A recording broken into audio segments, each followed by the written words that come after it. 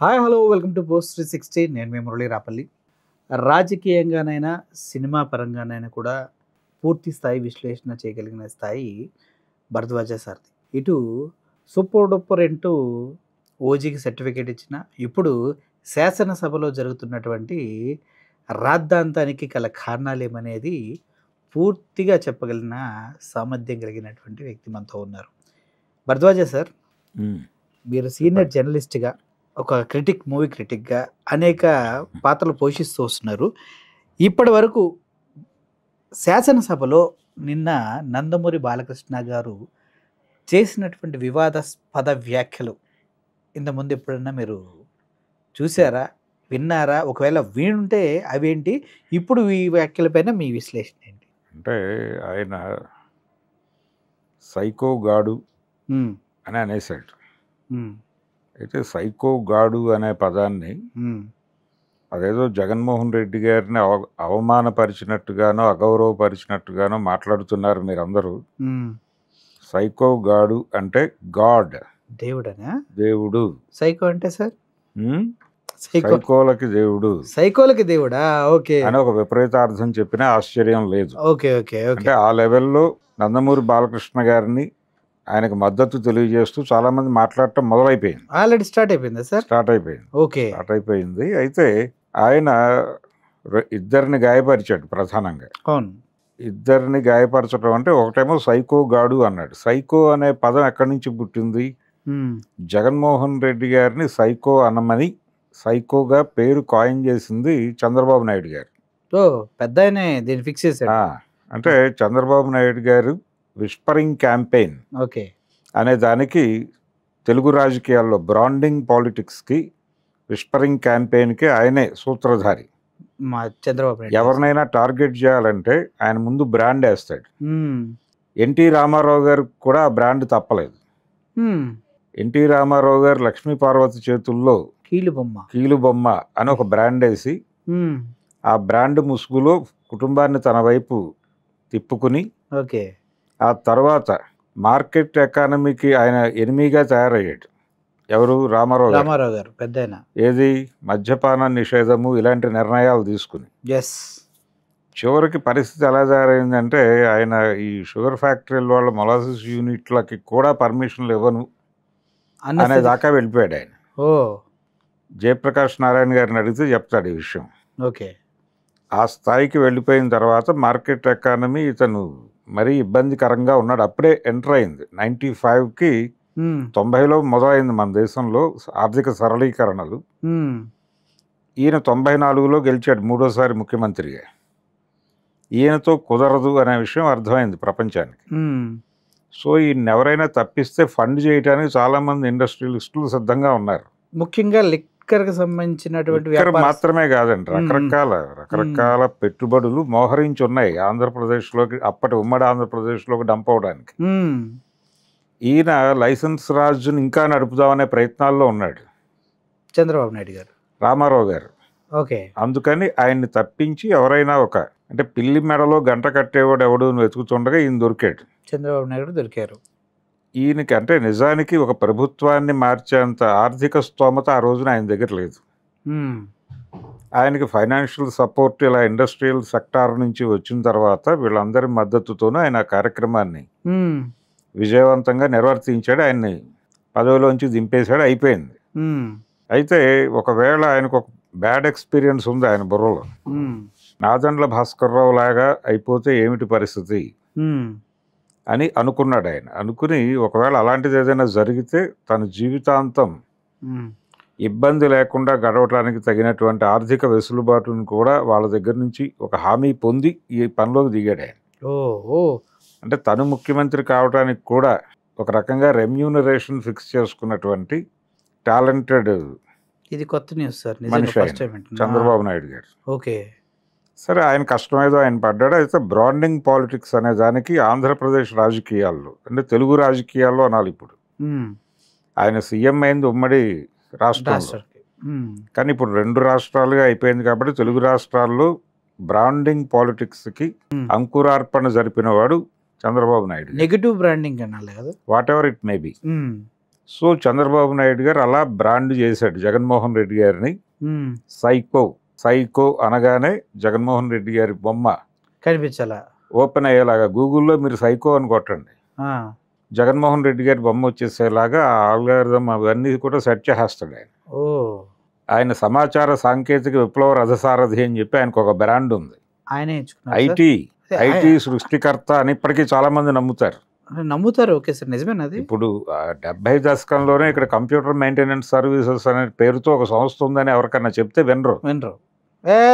చంద్రబాబు నాయుడు గారే అది కేంద్ర ప్రభుత్వ హయాంలో ఉండేది, తర్వాత టాటాస్కి వెళ్ళిపోయింది అని చెప్తే ఇవన్నీ బూటకం మాట్లాడుతున్నారు మీరు, చంద్రబాబు నాయుడు గారు కదా ఐటీ తీసుకొచ్చింది అని నమ్మేవాళ్ళు చాలా మంది ఉన్నారు. ఇప్పుడు ఆయనే సమాచార సాంకేతిక విప్లవ రథసారథి అని ఆయనకు ఒక సెల్ఫ్ బ్రాండింగ్ వేసేసుకున్నాడు ఆయన. దీని అంతటికి వెనకాల ఉంది రామోజీరావు గారు అంటారు, నిజమేనా సార్? రామోజీరావు గారు ఆయనకు కూడా ఒక పాత్రధారి నాటకంలో. రీసెంట్గా నేను ఒక పొలిటికల్ అనలిస్ట్తో మాట్లాడుతూ, అయితే చంద్రబాబు నాయుడు గారు అంత బుర్ర ఎక్కడుందయ్యా, ఆయనకి సొంతగా ఇప్పటివరకు ఒక పథకాన్ని క్రియేట్ చేయడం చేతకాల, అటువంటి వ్యక్తి ఒకరికి బ్రాండ్ వేసి సైకో అని ఇంకోటి అని చేసే అంత సీన్ లేదు, దాని వెనక మాస్టర్ మైండ్ రామోజీరావు గారు అన్నారు. రామోజీరావు గారిని కూడా ఎవరినైనా సరే ఎక్కడి వరకు ఎలా వాడుకోవాలో తెలిసినటువంటి ఒక జ్ఞానం ఉంది ఆయనకి. నిజానికి చంద్రబాబు నాయుడు గారిని వదిలిపెడితే ఎన్టీ రామారావు గారికి సినిమా పరిశ్రమలోకి వెళ్ళమని ఆ రోజుల్లో ఆయన మంగళగిరిలో ఉద్యోగం చేస్తున్న రోజుల్లోనే, ఆయన సబ్ రిజిస్ట్రార్గా ఉద్యోగం చేస్తున్న రోజుల్లోనే ఆయనకి కల్లో కనబడి చెప్పింది కూడా నేనే అనగల సమర్థుడు ఆయన. ఓహో, అంతా నేనే కళ్ళ కనిపించి చెప్తారా సార్? ఆయన చెప్తాడు, ఆ రోజుల్లో చెప్పాడు. ఓకే, అలా చెప్పినా నమ్మేసే పరిస్థితిలో ప్రపంచం ఉంది. అదే ఎలా సార్, ఎందుకు అలా నమ్ముతున్నారు? అలా బ్రాండింగ్ చేస్తాడు ఆయన, అలా సైకో అనేటువంటి బ్రాండింగ్ ఉంది ఆయన. జగన్మోహన్ రెడ్డి గారికి పెట్టుకున్న ముద్దు పేరు అది, సైకో అని. అది జనరల్గా చాలా సభల్లో ఆయన వాడాడు, విరివిగా వాడాడు. సైకో సీఎం అనేది ఒక బ్రాండ్ చేసేసి విపరీతంగా వాడారు, ఇప్పుడు కూడా వాడుతున్నారు. అది ఇది నరనరాన ఎక్కినటువంటి నందమూరి బాలకృష్ణ గారు నిన్న సభలో మాట్లాడుతూ, నిజానికి బీజేపీ ఎమ్మెల్యే మొదలుపెట్టాడు ఈ చర్చని. బీజేపీ ఎమ్మెల్యే మొదలుపెట్టాడు. మొదలు పెడితే దానికి కంటిన్యూషన్ బాలకృష్ణ గారు మొదలుపెట్టాడు. అంటే ఆయన చెబుతూ జగన్మోహన్ రెడ్డి గారు ఇల్ ట్రీట్ చేశాడు సినిమా ఇండస్ట్రీ వాళ్ళని.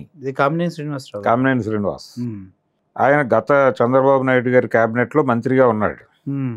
ఇది 2014లో గెలిచినప్పుడు ఆయన ఏదో జగన్మోహన్ రెడ్డి గారి గురించి మాట్లాడుతూ సినిమా పరిశ్రమ వాళ్ళని చాలా ఇల్ ట్రీట్ చేశాడు అని చెబుతూ, ఈ టిక్కెట్ల రేట్ల పెంపుకి ఆయన సహకరించలేదు అని చెబుతూ, చిరంజీవి గారు ఈయనకి ఎవరికి అప్పటి సినిమాటోగ్రఫీ మంత్రి పేర్ని నానికి ఫోన్ చేసినట్టుగాను, ఫోన్ చేస్తే ఆయన జగన్మోహన్ రెడ్డి గారితో చెప్పినట్టు, జగన్మోహన్ రెడ్డి గారు ఒకసారి చిరంజీవి గారిని రమ్మనమనండి, అంటే ఈ విషయాలన్నీ కాదు, ఒక చిన్న ఫ్యామిలీ గెట్ టుగెదర్ లాగా ఒక లంచ్ ప్రోగ్రామ్కి పిలవండి అని చెప్పేసి ఆయన ఇన్వైట్ చేశాడని ఆయన సతీ సమేతంగా వచ్చాడు.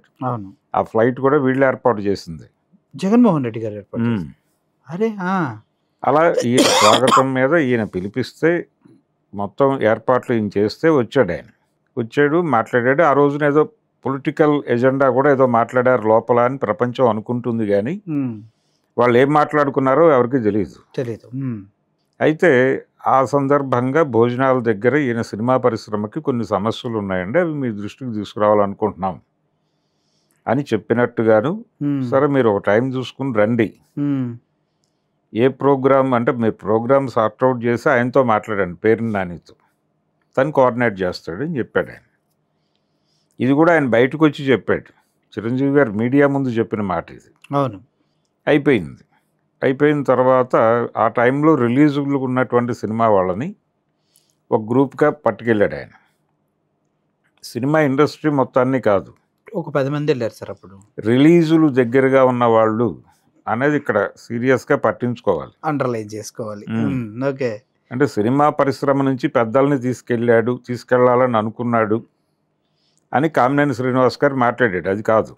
రిలీజ్కి రెడీగా ఎవరైతే సినిమాలు ఉన్నారో వాళ్ళు వెళ్ళారు. టిక్కెట్ల రేట్లు పెంపు ఎవరికి కావాలో వాళ్ళు వెళ్ళారు. ఓ రైట్. ఆచార్యకి కావాలి. ఆచార్యకి కావాలి.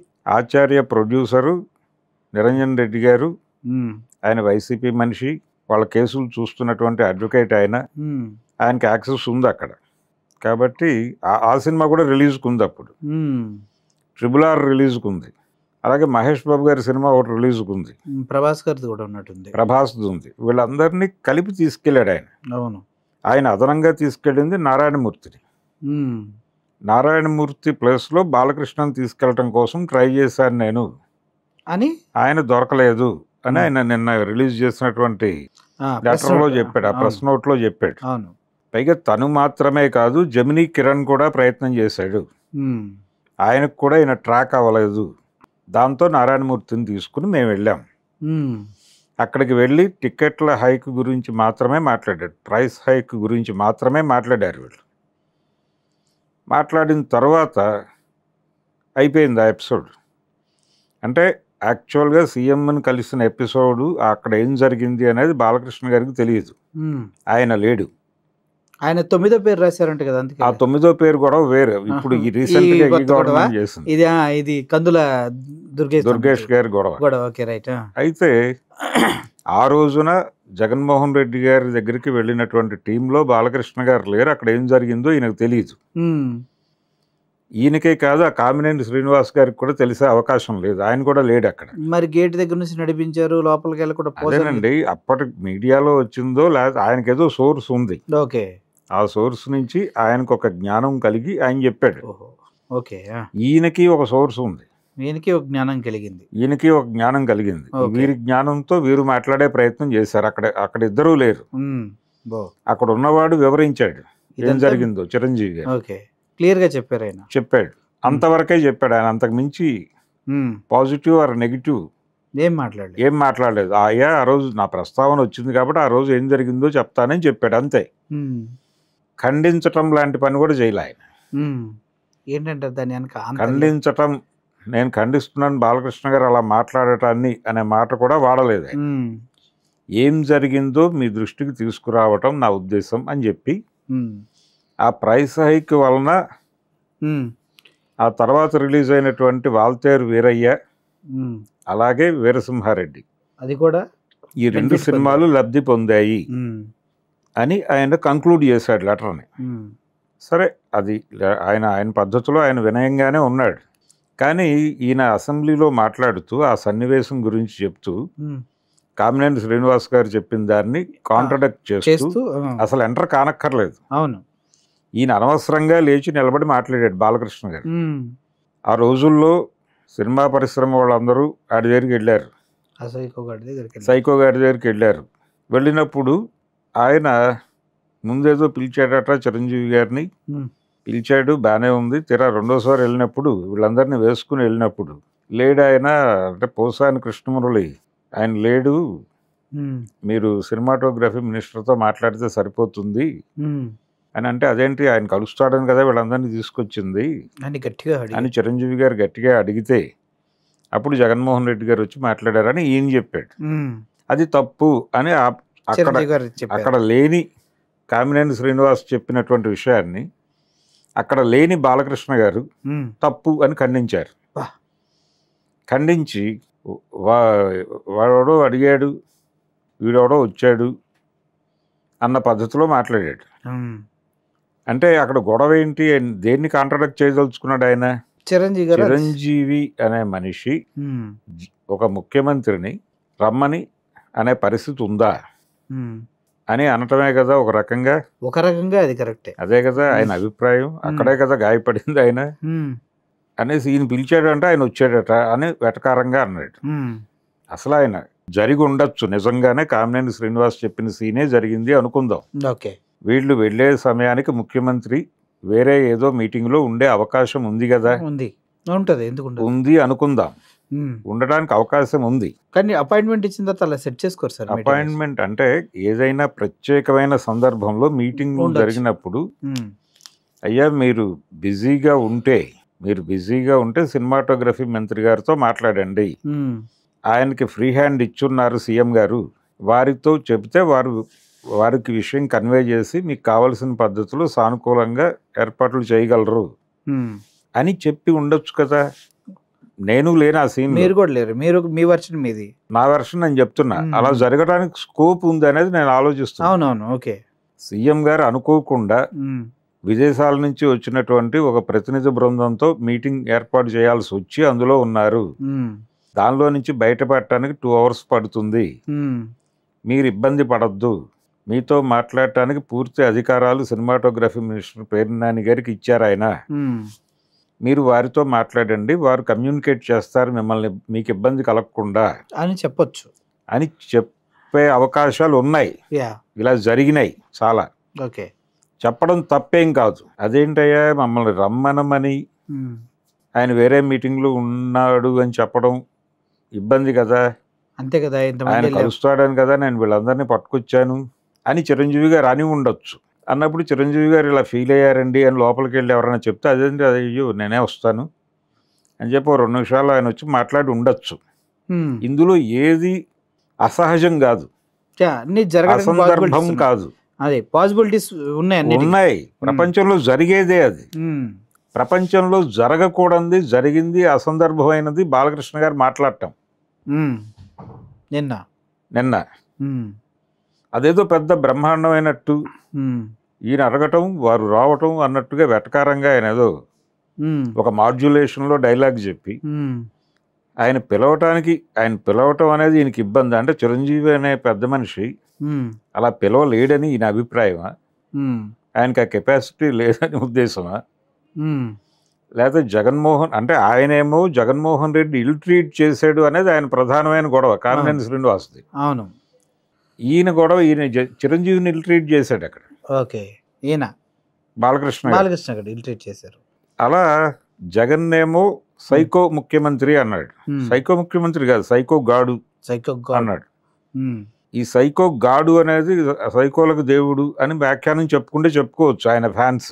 ఓకే, కానీ ప్రపంచం దృష్టిలో అగౌరవపరిచినట్టే.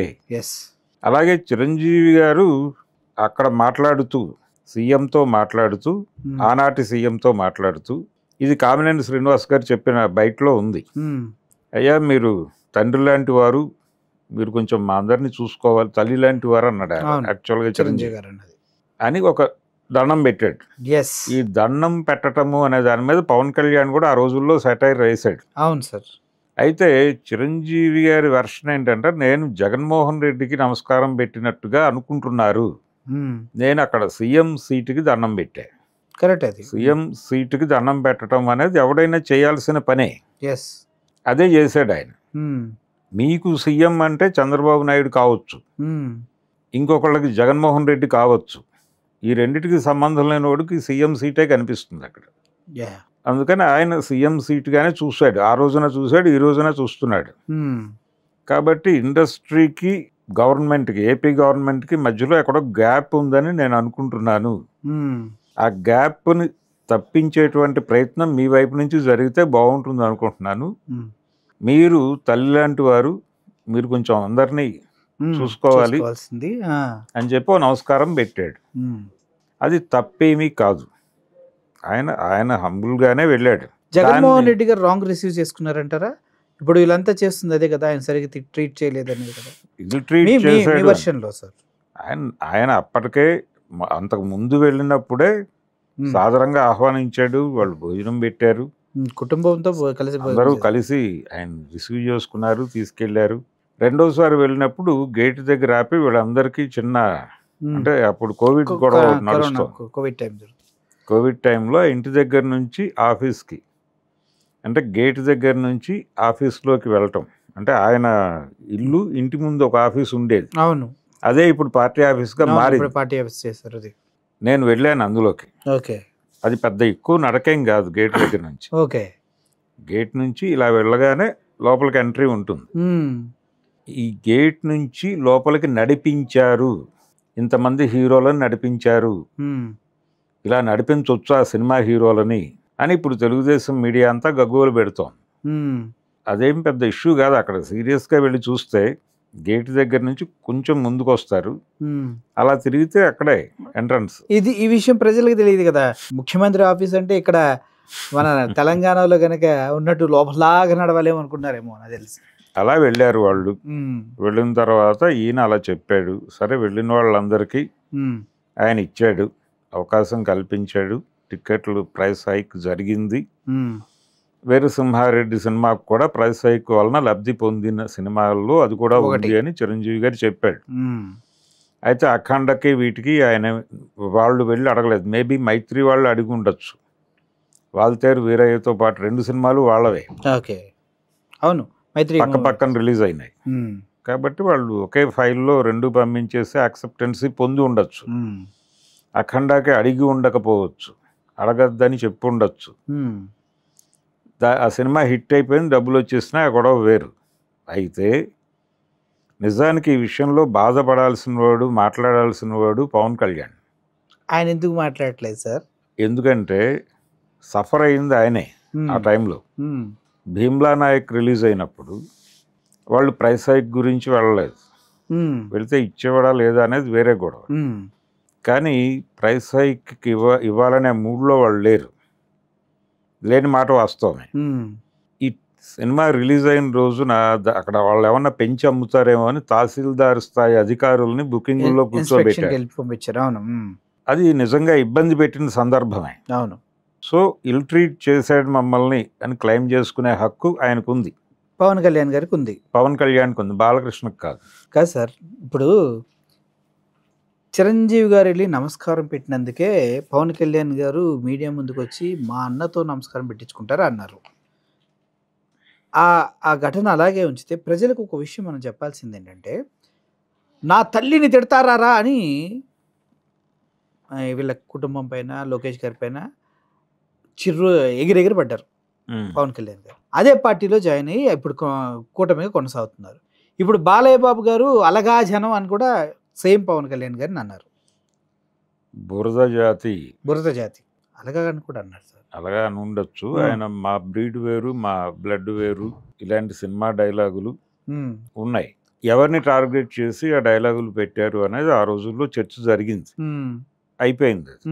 ఇలా ఆయన చాలా మాట్లాడతాడు. అదే సేమ్ పార్టీలో ఉన్న వ్యక్తి వాళ్ళ సొంత అన్నయ్యని ఏ విధంగా మాట్లాడినప్పుడు మరి ఈయన రేస్ చేయాలి కదా వాయిస్, ఎందుకు చేయరు పవన్ కళ్యాణ్? అన్నయ్య అంటే వల్ల మాలిన ప్రేమ కదా మరి. అవునండి, దీని మీద ఎలా రియాక్ట్ కావాలో ఆయనకి ఢిల్లీ నుంచి క్లారిఫికేషన్ రావాలి.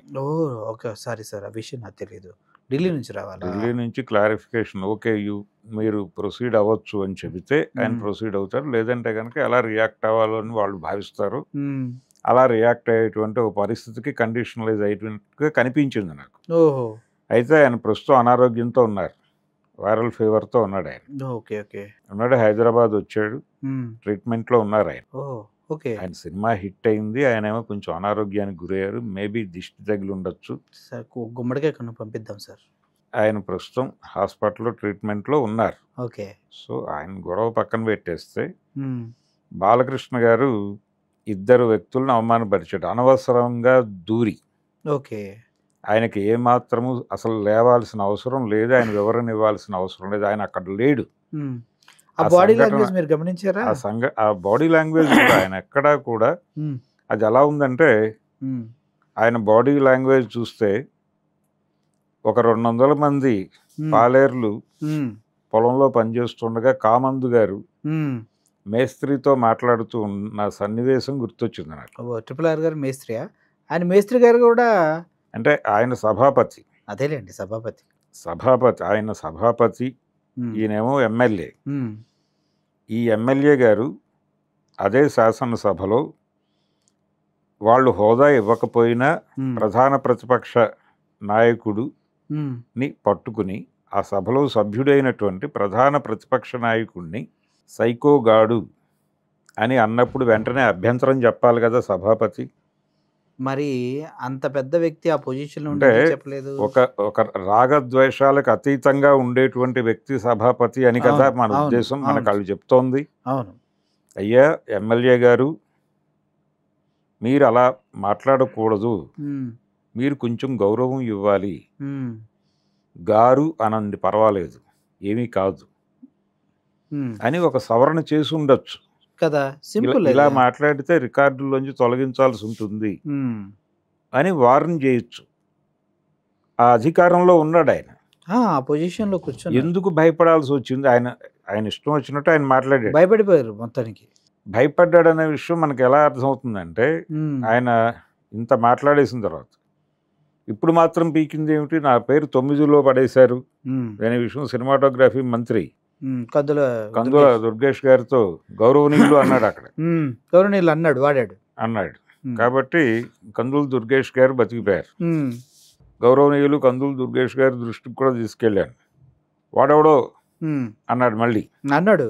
వాడెవడో అంటే ఎవరో ఐఏఎస్ ఆఫీసర్ ఎవరో రాసి ఉంటాడు లెటర్, వారికి పడిపోయింది అది తడి అనేసాడు. ఆయన నిలబడిన పద్ధతి, ఆ జేబులో చేతులు పెట్టుకుని మాట్లాడిన పద్ధతి, ఇదంతా చూసి ఆయన వివరణ ఇచ్చి అప్పుడు స్పీకర్ గారు just I want to clarify అన్నారు.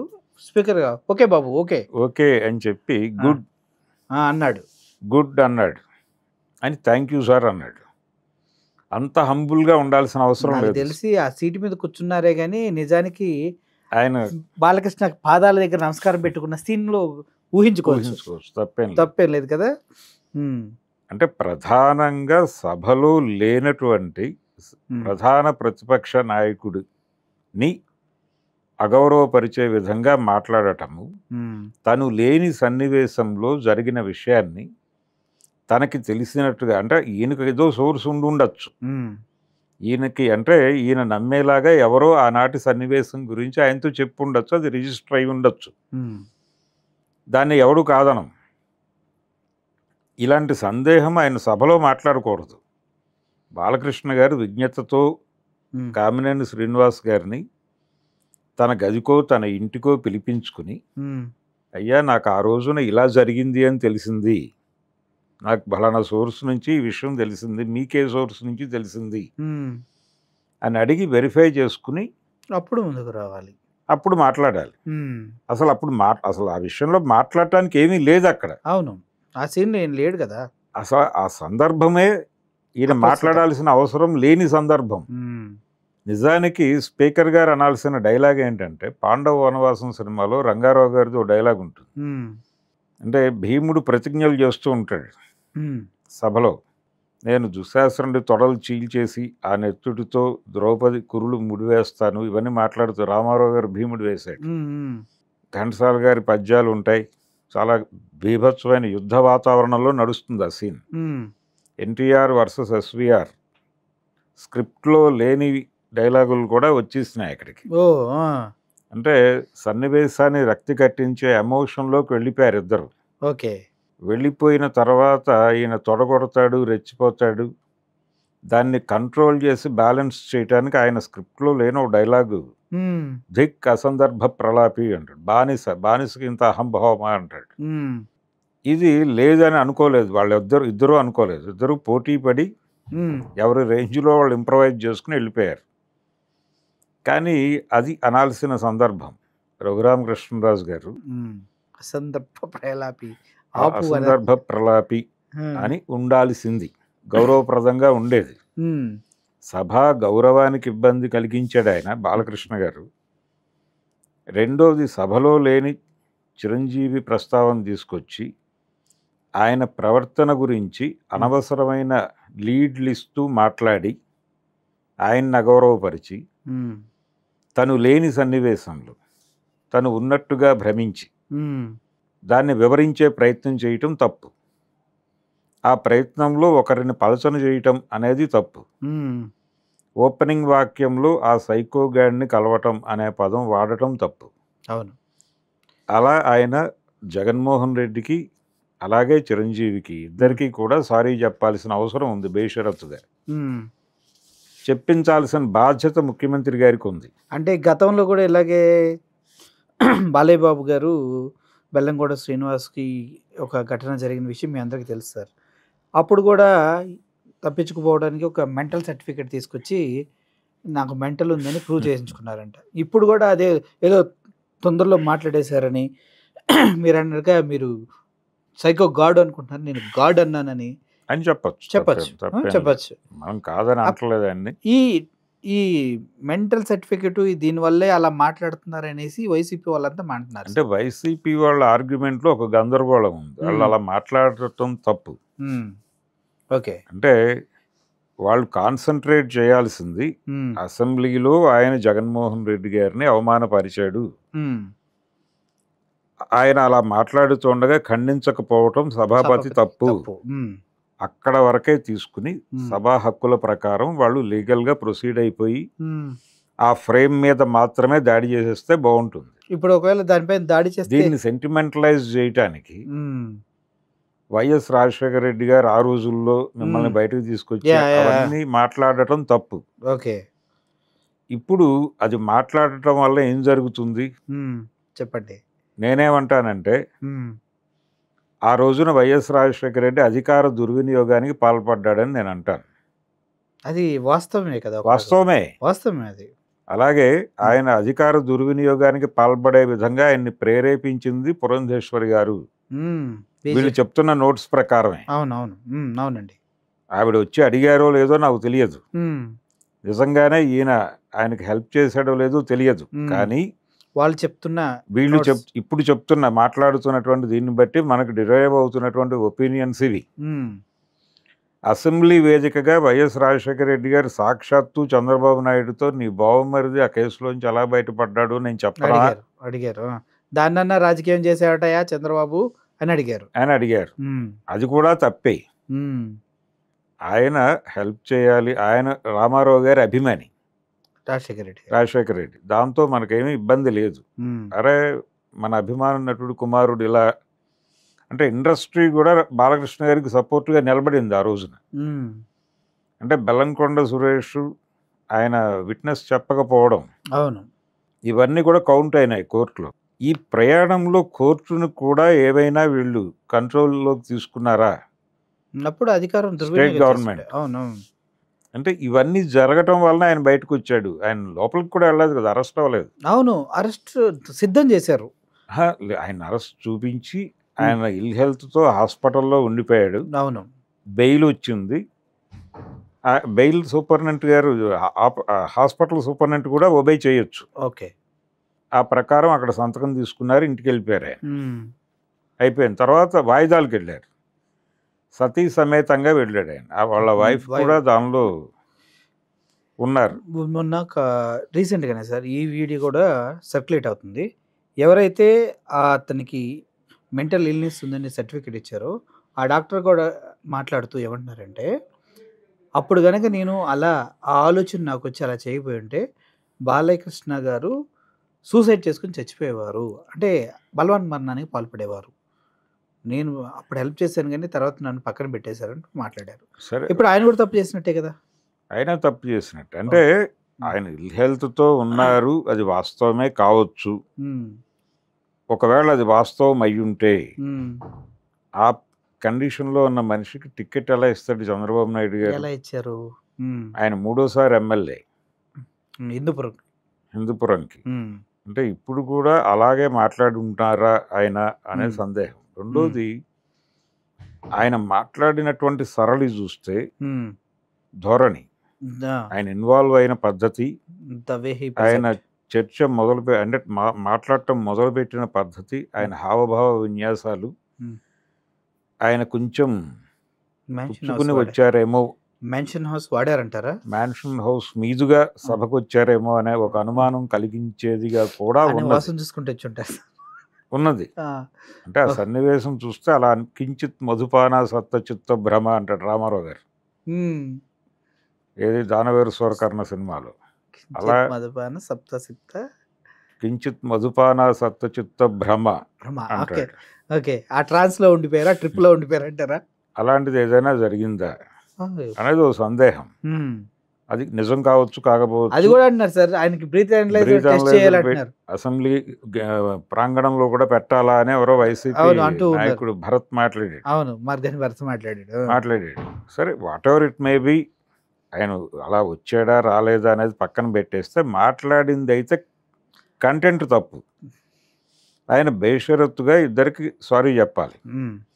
వైఎస్ఆర్సీపీ వాళ్ళు కూడా ఈ ఆర్గ్యుమెంట్ మానేయాలి. ఈ ఇది అధికార పత్తి దుర్వినియోగం. పంచాయతీలు మానేసి సబ్జెక్ట్ మీద కాన్సన్ట్రేషన్ చేయాలి. సబ్జెక్ట్ మీద నిలబడి ఆయన సభలో లేనటువంటి ఒక సభ్యుడిని, ఆ సభ్యుడు ప్రధాన ప్రతిపక్షానికి నాయకుడు, అతని క్యారెక్టర్ గురించి అలా సభలో మాట్లాడటం సబబా సబబు అని అడిగినప్పుడు వీళ్ళు ఏం సమాధానం చెప్తారంటే, కొడాలి నాని ఓకే ఆ రోజుల్లో అప్పటి మాజీ ముఖ్యమంత్రి సతీమణి గురించి చేసినటువంటి వ్యాఖ్యలు, అవి తీసుకొస్తారు మళ్ళీ. వల్లభనేని వంశీ, కొడాలి నాని వీడు మాట్లాడింది సబబా అంటే ఇప్పుడు మీరు బ్యాలెన్స్ చేశారు అనుకుంటాం మేము అనాలి.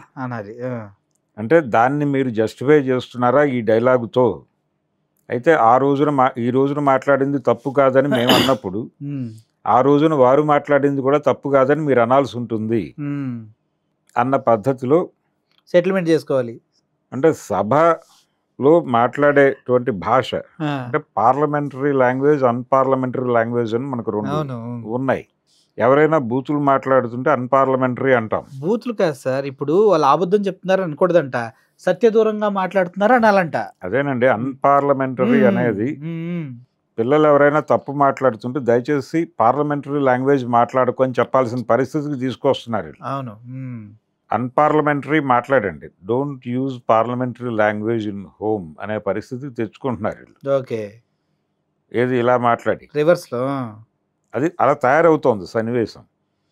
అంటే ఎవరైనా ఏదైనా విమర్శ, నేను ఈ రోడ్డు బాగాలేదు, మీరు టెండర్లు పిలిచి అది రిపేర్ చేస్తే బాగుంటుంది అని ఒక ఎమ్మెల్యే, ఓ ప్రతిపక్ష ఎమ్మెల్యే అడిగితే అది ఎందుకు డిలే అయింది, దాని మీద తీసుకుంటున్నటువంటి చర్యలు ఏమిటి అనేది ఆ మంత్రి గారు చెప్పాలి. అవి మానేసి అది చెప్పకుండా మీరు అధికారంలో ఉండగా ఏం చేశారు, ఏం పీకారు అంటున్నారు, ఏం పీకారు అని అడిగేస్తున్నారు. ఇది సమాధానం కళ్యాణి పైన డైరెక్ట్ గా లోకేష్ గారు అన్నారు ఏం పీకారని.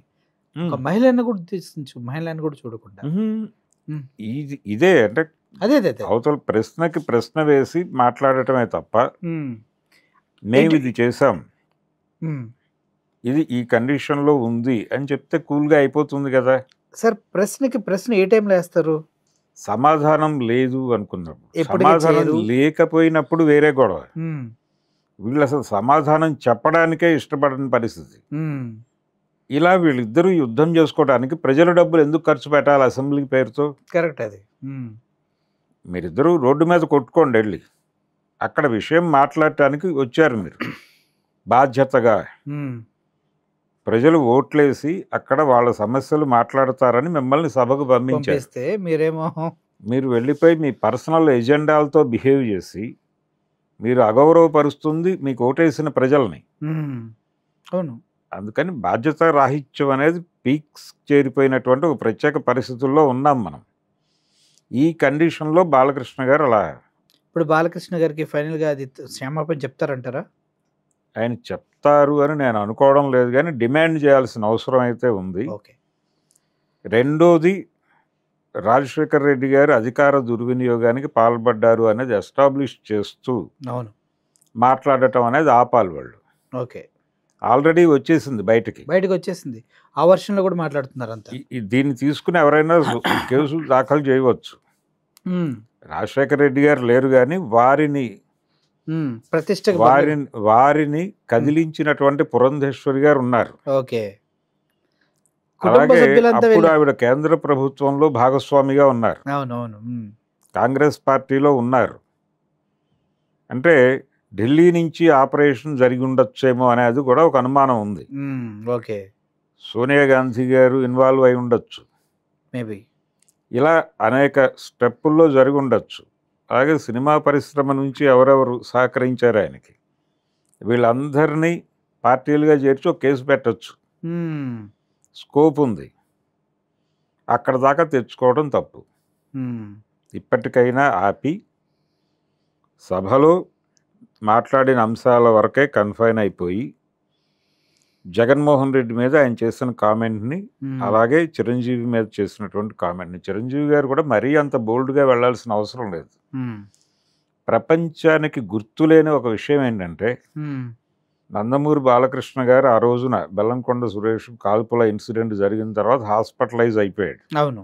ఆ రోజు నైట్ హాస్పిటల్లో ఆయనతో ఎక్కువ సమయం గడిపింది చిరంజీవి. ఆయన లోన్లీనెస్ ఫీల్ అవ్వకుండా తోడుగా ఉన్నారు. ఆయనకు మానసిక స్థైర్యాన్ని ఇవ్వటం కోసం చిరంజీవి గారు, అరవింద్ గారు ఉన్నారు అక్కడ. ఈ విషయాలు అప్పటి పేపర్లు తీస్తే, అంటే ఈ విషయాలు అప్పటి పేపర్లు బయటకు తీస్తే ఈజీ, అది పేపర్లో వచ్చిన విషయమే చెప్తున్నాను. అదేలేండి, మీకు తెలిసి ఉంటుంది. కాబట్టి ఆ రోజున తన కోసం నిలబడినటువంటి చిరంజీవిని అలా పలచన చేస్తూ మాట్లాడటం ఏం సంస్కారం అవుతుందో వారికి తెలియాలి. ఎందుకంటే వారు ఓ సినిమాలో చెప్పుకున్నట్టుగా వారి బ్లడ్ వేరు, వారి బ్రీడ్ వేరు అని చెప్పుకున్నారు వారు. మరి ఆ బ్లడ్, ఆ బ్రీడు కలిగిన వారికి అలాంటి అభిప్రాయాలు ఉంటాయేమో నాకు తెలియదు, కానీ ఆ రోజున మాత్రం మద్దతుగా నిలబడ్డాడు ఆయన. ఆయనకి మానసిక స్థైర్యం ఇవ్వటం కోసం, ఆ లోన్లీనెస్ నుంచి బయటకు తీసుకురావడం కోసం చాలా ఎక్కువ సమయం స్పెండ్ చేశారు అక్కడ. అంటే డాక్టర్లు, పోలీసులు మీరు బయలుదేరితే మంచిది అని చెప్పే వరకు ఉన్నారు అక్కడ ఆయనతో. అందుకని వాళ్ళిద్దరికీ ఆయన ఏమాత్రం పద్ధతి ఉన్నా కానీ సారీ చెప్పాలి. ఇది డిమాండ్ చేయాలి జనాలు. ఇది సభా గౌరవానికి సంబంధించిన వ్యవహారం. గతంలో ఒక కౌన్సిల్ గురించిన గొడవ ఏదో జరిగితే పెద్దల గలభ అని చెప్పేసి ఈనాడులో ఎడిటోరియల్ రాశారు. సభా గౌరవాన్ని భంగపరిచారు అని చెప్పి కేసేశారు ఈనాడు మీద. మరి అంతకంటే దారుణం కదా. అప్పుడు సారీ చెప్పాను కదా, నెక్స్ట్ డే మార్చేశారు ఆర్టికల్, దాన్ని మార్చారు. ఇప్పుడు ఇది దారుణం కదా, ఇది చాలా పెద్ద దారుణం సార్. అంత పెద్ద సభలో దీని మీద కేసు వేయాలి కదా. కానీ బాలకృష్ణ గారు ఆయన క్షమించటానికి సాధ్యం కాని లెవెల్లో బిహేవ్ చేశాడు. అదే మొత్తం మీరు చెప్పినట్టు ఆ వాసన మహిమ ఉండొచ్చు, కానీ ఏదైనా కావచ్చు. So thank you sir. చూశారు కదా, నిండు సభలో, శాసనసభలో సభాపతి ముందు బాలయ్య బాబు గారు అటు జగన్మోహన్ రెడ్డి గారిని, ఇటు తన ఆపత్కాలంలో పక్కనే ఉండి చివరికి పోలీసులు, డాక్టర్లు ఇంకెళ్ళండి మహాప్రభు అని తరిమేసే వరకు బాలకృష్ణ గారు పక్కన నిలబడి తోడుగా ఉన్న వ్యక్తి పైన ఇంత అనుచితంగా, ఇంత చీప్గా మాట్లాడటం అనేది ఎవరు కూడా హర్షించరు. అది కాక జగన్మోహన్ రెడ్డి గారి దగ్గరికి వెళ్ళినటువంటి సందర్భంలో అక్కడ బాలయ్య బాబు గారు లేరు, ఇంకో మంత్రి లేరు. అయినప్పటికీ కూడా దాన్ని ఏదో వీళ్ళ ఊహాజనికమైనటువంటి ఆలోచనలతో కొత్తగా సృష్టించారు అనేది కూడా అర్థమవుతుంది. సో ఓవరాల్గా అయితే చిరంజీవి గారికి, జగన్మోహన్ రెడ్డి గారికి బేషరతుగా సారీ చెప్పవలసిన అవసరం ఎంతైనా ఉంది. విజ్ఞతతో అది చేస్తే బాగుంటుంది అనేసి అటు రాజకీయ విశ్లేషకులు, అదేవిధంగా మన ముందున్నటువంటి భరద్వాజ సార్ కూడా క్లియర్గా చెప్పడం జరిగింది. ఈ వీడియో పైన మీ ఒపీనియన్ అంటే కింద కామెంట్ రూపంలో తెలియజేయండి. Signing off. Thank you so much. Air hostess, pilot కావాలి అన్నదే మీ కల అయితే ఏరో ఫాల్కన్స్ ఏవియేషన్ అకాడమీ అడ్మిషన్స్ కోసం డిస్ప్లేలో కనిపిస్తున్న నంబర్కి కాంటాక్ట్ చేయండి.